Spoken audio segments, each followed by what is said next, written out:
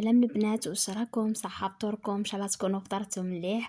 اليوم طليت عليكم بهذا الفيديو الخفيف الظريف. يعني صورت لكم واش كنت حضرت في فطوري. اول حاجه هنا كنت البنات جبت هاد الطاجين تاع الطين، كنت رايحه ندير المثوم. درت هنايا نصف صدر تاع الدجاج، كنت رحيته، درت له المعدنوس، شويه تاع الكمون، شويه تاع فلفل اسود والملح. رحيت كامل يعني في الاشوار ضربه واحده. وهذاك العظم هذاك تاع الصدر هذاك تاع الدجاج نصبوا به المريقه نتاعكم. هنا كنت يعني درتو بالحمص يا البنات، وهنا شكلته كيما راكم تشوفوا كريات. هنا البنات صورت لكم كنت يعني درت حريره نتاع الخضر لاصوب.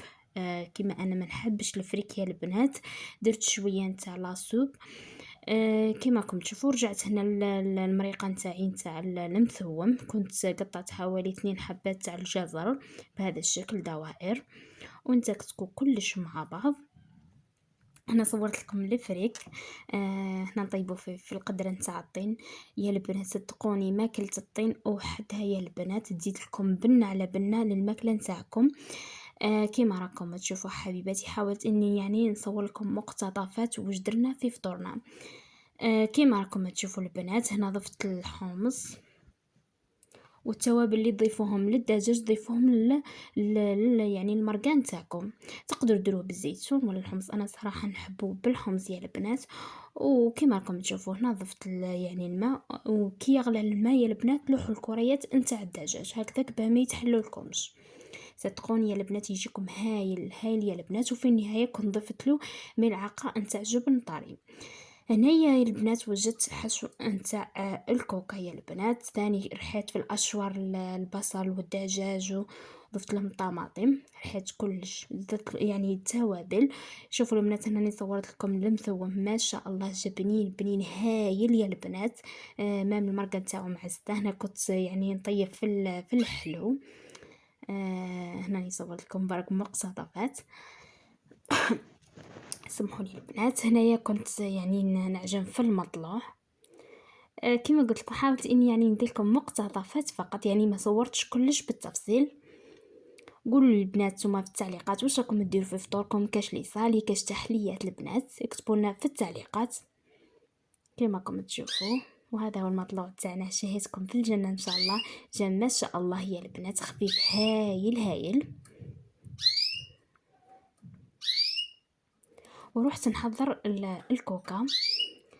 شوفوا البنات هنايا كنت ضفت كاس تاع حليب، كاس دافي طبعا، وكاس ماء دافي، وملعقه سكر وملعقه خماره. نظن ما كانش اللي ما يعرفش هذه العجينه، انا مسميتها البنات كما قلت لكم عجينه ستاندار، عجينه سحريه، يعني تقدروا ديروا بها اي مملحه يعني حابينها. ميني بيتزا الكبيره هذيك، السوفلي، اي مملحه البنات. هنا البنات خليتها شويه تتفاعل هذيك الخميره، ومن بعد نضيف الفارينه والملح، وضفت لها شويه نتاع خمار. هنا البنات تكتكس عفوا الحشو نتاع الكوكا، ضفت له ثاني زيتون مقطع. والبنات سمحوا لي هنا المقطع تحذف لي، كنت هنايا البنات العجينه قسمتها على 2، وفتحت العجينه الاولى بهذا الشكل. يعني تحبوا تفتحوها يعني بالحلال ولا تديروها بطريقه، صراحه عجبتني هذه الطريقه البنات. وضفت هذيك الحشو فوق العجينه، ونضيف لهم جبن الطري. ضيفوا اي جبن عندكم يا البنات، جبن طري، جبن تاع هذاك تاع الكاري.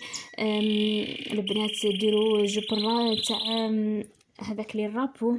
سمحوا لي بنات عندي مده ما صورتش على بها، راني تلفت لي في التسجيل. كما قلت لكم البنات هنا ضفت الجبن الطري، صراحه ما شاء الله جات هايله وخفيفه خفيفه يا البنات. واكيد نضيفوا العجينه الثانيه فوقها طبعا. سمحوا لي البنات، الكناري هنا راهو تاعي داير حاله ما خلانيش كامل نسجل. شوفوا البنات هنا كي ديروا الطبقه حاولوا تضغطوا يعني بالاصابع نتاعكم كما قلت لكم، ونحدوا بالسكين، يعني ما نقطعوش البنات، نحدوا فقط. جات ما شاء الله والله يا البنات، جات خفيفه خفيفه هايله يا البنات، وكامل عجبتهم. وهنا صورت لكم درت لها يعني السانوج، ودرت لها الزيتون، اكيد ديروا لها صفار باش تعطيكم هذاك اللون الزين احمر. ونديروها في الفرن. اكيد تكونوا مسخنينه مسبقا.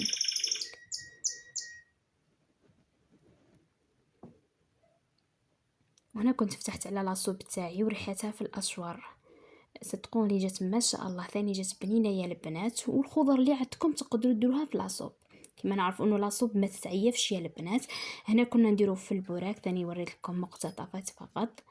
الحشو يا البنات كنت نحيته من الحشو تاع الكوكا، نحيت شويه فقط وضفت لها البطاطا، جا ما شاء الله ثاني البنات.